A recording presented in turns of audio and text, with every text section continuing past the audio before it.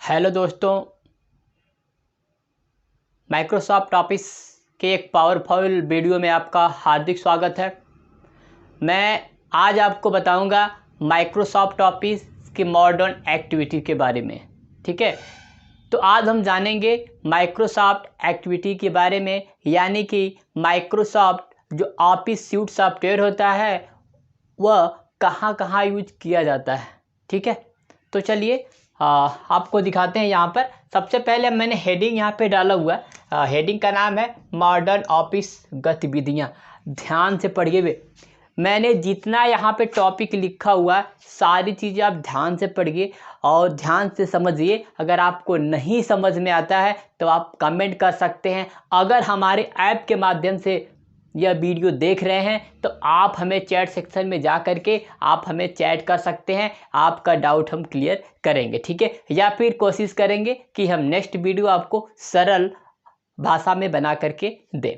ठीक है, तो आप वीडियो को ध्यान से देखिए और ध्यान से सुनिए। ठीक है, तो चलिए स्टार्ट करते हैं। ठीक है, तो बात आती है कि मॉडर्न ऑफिस गतिविधियां, यानी कि मॉडर्न ऑफिस एक्टिविटीज़ के बारे में। मॉडर्न ऑफिस एक्टिविटीज़, ठीक है, तो हमारे पास जो मॉडर्न ऑफिस एक्टिविटीज़ है, अभी मैंने टोटल नंबर ऑफ 7 यानी कि 7 मॉडल एक्टिविटीज़ मैंने लिखा हुआ है। ठीक है, और ये सारी एक्टिविटीज़ जितना भी लिखा हुआ है, ये बहुत सारी एक्टिविटी इसके अंदर जो लिखा हुआ है वो इम्पोर्टेंट है, मोस्ट इम्पॉर्टेंट है। ठीक है, तो सबसे पहले हम बात करेंगे इनकमिंग और आउटगोइंग में। इनकमिंग और आउटगोइंग में, यानी कि जो इनकमिंग और आउट गोइंग की जो एक्टिविटी होती है उसका भी उपयोग हम ऑफिस सॉफ्टवेयर में करते हैं। किस में करते हैं भाई? ऑफिस में, यानी कि एमएस ऑफिस में हम इसका उपयोग करते हैं। ठीक है, तो बात आती है कि इनकमिंग और आउटगोइंग।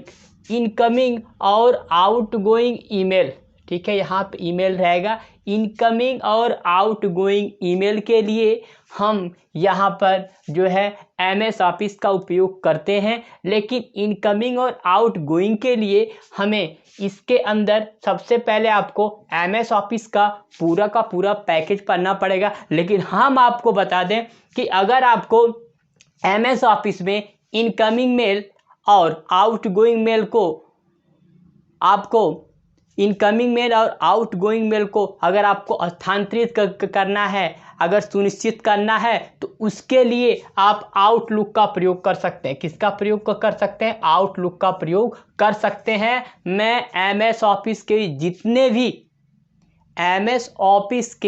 जितने भी आपके पैकेज होंगे, मैं पूरा का पूरा पैकेज मैं आपको कंप्लीट पढ़ाने वाला हूँ। ठीक है, तो अगर आपको कुछ भी नहीं समझ में आता है, मैं एक बार फिर से मैं रिपीट करके बोल रहा हूँ, अगर आपको कुछ भी नहीं समझ में आता है तो आप कमेंट जरूर करें। अगर हमारे ऐप के माध्यम से देख रहे हैं तो आप चैट सेक्शन में जा करके आप वहाँ से चैट कर सकते हैं। ठीक है, तो अब बात करते हैं दूसरी एक्टिविटीज़ के बारे में। दूसरी एक्टिविटीज़ है कार्यालय प्रणाली।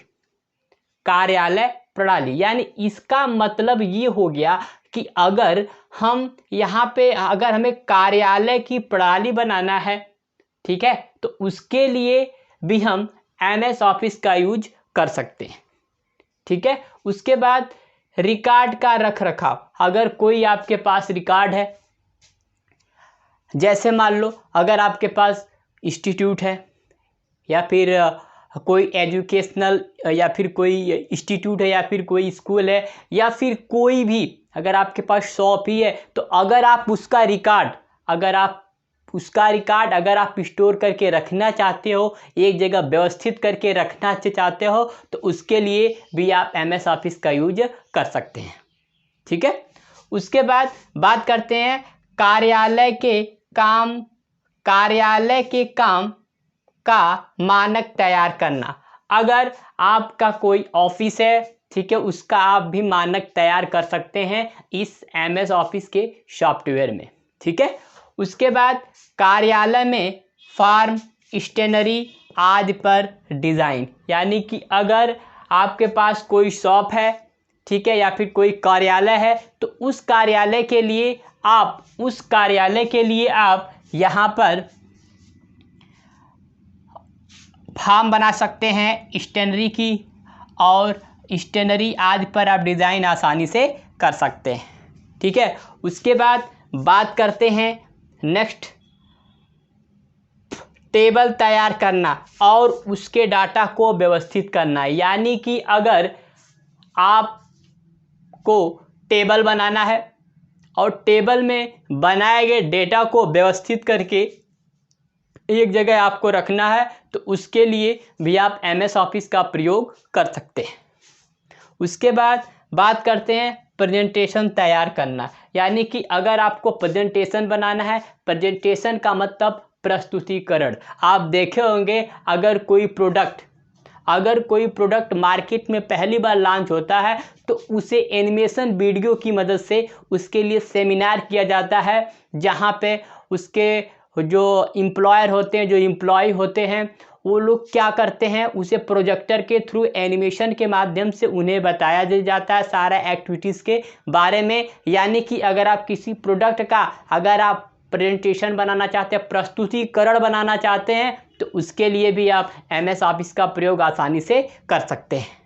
ठीक है, उसके बाद हम बताएंगे आपको MS ऑफिस के पैकेज के बारे में। तो अब हम आपको बताने जा रहे हैं माइक्रोसॉफ्ट ऑफिस के पैकेज के बारे में। यानी कि जो माइक्रोसॉफ्ट ऑफिस होती है उसके अंदर कौन कौन से पैकेज होते हैं, उस पैकेज के बारे में आज हम बात करेंगे। ठीक है, तो चलिए स्टार्ट करते हैं और देखते हैं MS ऑफिस के अंदर कौन कौन सा पैकेज होता है। ठीक है, तो सबसे पहले बात करते हैं MS वर्ड का। MS वर्ड MS ऑफिस का एक क्या पैकेज है। ठीक है, जिसका एक्सटेंशन नेम भी मैंने लिखा हुआ है .docx। ठीक है, .docx। ठीक है, एक बात में और आपको मैं बता दूं, एग्ज़ाम में बहुत सारे क्वेश्चन भी पूछे जाते हैं एक्सटेंशन नेम से रिलेटेड, तो इसीलिए मैंने एक्सटेंशन नेम लिखा हुआ। ठीक है, लेकिन मैं आपको ये बात बता देना चाहता हूँ कि .docx यहाँ पे यक्स, तो जब हम यहाँ पे यक्स लगा देते हैं तो वह जो एक्सटेंशन नेम होता है यह 2003 यानी कि 1900, यानी कि जो आपको MS ऑफिस 97 था, ठीक है, उसके बाद 2003 तक 1997 से लेकर के 2003 तक के जो एक्सटेंशन नेम है वो है .doc, यानी कि .doc। उसके बाद यानी कि 2003 के बाद जो वर्जन आया हुआ है उस वर्जन का नाम है 2007। ठीक है, यानी कि इसके बाद जो आया 2007, और 2007 से लेकर के अब तक यानी कि जितने भी माइक्रोसॉफ्ट ऑफिस ने अपना नया संस्करण प्रोवाइड कराया, लॉन्च कराया, उसमें सभी MS ऑफिस में उन्हें एक्सटेंशन नेम .docx रखा हुआ है, .docx यहाँ पे रखा हुआ है। ठीक है, तो आपको समझ में आ गया। अगर क्वेश्चन में आपसे पूछा जाता है कि MS ऑफिस 2003 का एक्सटेंशन नेम बताओ, तो आपको करना क्या है, यहाँ पे आपको बताना है .doc। ठीक है, .doc बताना। ठीक है, तो आपको समझ में आ गया। उसके बाद बात करते हैं MS एक्सेल MS ऑफिस का यह दूसरा पैकेज होता है, और MS ऑफिस का जो MS एक्सेल होता है ये दूसरा पैकेज है। और MS एक्सेल का प्रयोग आजकल स्प्रेडशीट तैयार करने के लिए किया जाता है। हम MS Word, MS Excel, PowerPoint, ग्रो पब्लिशर की हम बहुत बेहतरीन क्लास लेके आएंगे, जो आपको स्टेप बाय स्टेप आपको प्रैक्टिकली पूरा का पूरा हम सारी चीज़ आपको बताएंगे। ठीक है, तो बात करते हैं MS एक्सेल, और जिसका एक्सटेंशन नेम यहाँ पे मैंने लिखा हुआ है .xls। ठीक है, मैंने लिखा हुआ है .xls लिखा हुआ है, यानी कि x यहाँ पे लगा हुआ है, यानी कि यह 2007 के ऊपर का वर्जन है, 2007 के ऊपर का वर्जन है। ठीक है, समझ में आ गया। उसके बाद बात करते हैं यहाँ पे MS पावर पॉइंट एक प्रकार का प्रेजेंटेशन सॉफ्टवेयर होता है जिसके लिए हम प्रेजेंटेशन बनाने का उपयोग करते हैं, ठीक है, यानी कि पावर पॉइंट की मदद से हम प्रेजेंटेशन तैयार करते हैं, ठीक है। तो पावर पॉइंट भी एमएस ऑफिस का एक पैकेज है जिसका एक्सटेंशन नेम है डॉट पीपीटी यक्स, ठीक है, यानी कि यहाँ पे यक्स लगा हुआ है। इसका मतलब ये हो गया कि ये 2007 या फिर 2007 के ऊपर का वर्जन है, यानी कि संस्करण है, ठीक है। तो यहाँ पे लगा है क्या भाई, यक्स लगा हुआ, ठीक है, आपको समझ में आ रहा है। उसके बाद बात करते हैं एमएस एक्सेस की। एमएस एक्सेस एक प्रकार का डेटाबेस मैनेजमेंट सॉफ्टवेयर होता है जिसकी मदद से हम डेटाबेस को मैनेज करते हैं। हम आपको एमएस एक्सेस भी पढ़ाएंगे। आप जैसे जैसे ये वीडियो आगे बढ़ती जाएगी वैसे पैकेज बाय पैकेज हम आपको सारी जानकारी आपको विस्तार पूर्वक आपको देंगे, ठीक है। तो उसके बाद एमएस एक्सेस .ac.accdb यानी ACCDB, यहाँ पे जो है एमएस एक्सेस का एक्सटेंशन नेम है। एमएस एक्सेस का एक्सटेंशन नेम 1995 या फिर 2003 या फिर 7 जितने भी संस्करण है सब में आपका ये है .accdb, ठीक है, समझ में आ गया। उसके बाद बात करते हैं एमएस पब्लिशर। एमएस पब्लिशर का जो एक्सटेंशन नेम होता है वह होता है आपका .pub।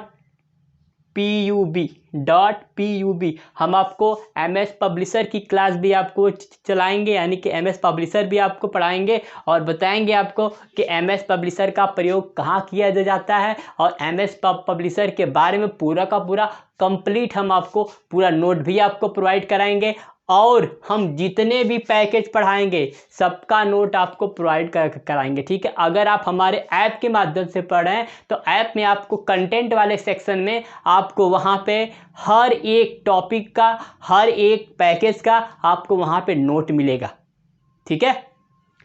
उसके बाद बात करते हैं MS one note. MS one note का मतलब होता है Microsoft one note. Microsoft one note भी एक एमएस ऑफिस का क्या है, पैकेज है, ठीक है, जिसका एक्सटेंशन नेम .1, ठीक है, .1 यहाँ पे एक्स नहीं लगा हुआ, ठीक है। उसके बाद बात करते हैं 7 एमएस आउटलुक, ठीक है। एमएस आउटलुक का होता है .pst, ठीक है, .pst होता है, ठीक है। उसके बाद 8वां आपका आता है एमएस इन्फो पर डिजाइनर, ठीक है, इसका एक्सटेंशन नेम नहीं है। उसके बाद यहाँ पे एमएस स्काई ड्राइव प्रो, ठीक है, यानी कि यहाँ पे मैंने सभी पैकेज आपको बता दिए कि माइक्रोसॉफ्ट ऑफिस में कुल कितने पैकेज होते हैं, ठीक है। तो आपको सारी बात समझ में आ गई, ठीक है। अभी मैं जितना भी यहाँ पे पढ़ाया हूँ मैं अभी एक बार और आपको पीडीएफ की मदद से पढ़ाऊँगा, यानी कि ई बुक की मदद से पढ़ाऊँगा, और वही ई बुक आपको मैं प्रोवाइड कराऊँगा, ठीक है। और आप मैं जितना भी आपको पढ़ाता हूँ आप सभी लोग ध्यानपूर्वक पढ़िए और नोट करते जाइए कि क्या क्या चीज़ में इम्पोर्टेंट मैं पढ़ा रहा हूँ। अभी इसके आगे आपको बहुत सारी इंपॉर्टेंट बातें आपको बताना है। एमएस ऑफिस में आपको मास्टर बनाना है, यानी कि स्मार्ट बनाना है। सबसे एडवांस क्लास में लेके आऊँगा, पूरा का पूरा जितना भी मैं आपको प्रैक्टिकल बताने वाला हूँ सारा आपको एडवांस लेवल पे। बट अभी जो हम पढ़ा रहे हैं आपको ये आपका बेसिक है, तो बेसिक हम धीमे धीमे लेके चलेंगे। उसके बाद जो ही आपका प्रैक्टिकल आएगा, प्रैक्टिकल हम पूरा आपको एडवांस लेवल पे समझाएंगे, बोर्ड के माध्यम से भी समझाएंगे, और पूरा का पूरा प्रैक्टिकल बेस के माध्यम से भी, यानी कि कंप्यूटर स्क्रीन पे ले जा करके भी हम आपको वो सारी चीज़ आपको विधिवत पूर्वक हम समझाएंगे, ठीक है। तो उम्मीद करता हूँ आज आपको ये वीडियो मेरी पसंद आई है। अगर मेरी वीडियो आपको पसंद आती है तो लाइक और शेयर जरूर करिए, ठीक है। अगर आप नए हैं तो चैनल को सब्सक्राइब करिए। तो आज की वीडियो में बस इतना ही। अब हम आपसे मिलते हैं एक पावरफुल अगली वीडियो में। तब तक के लिए जय हिंद।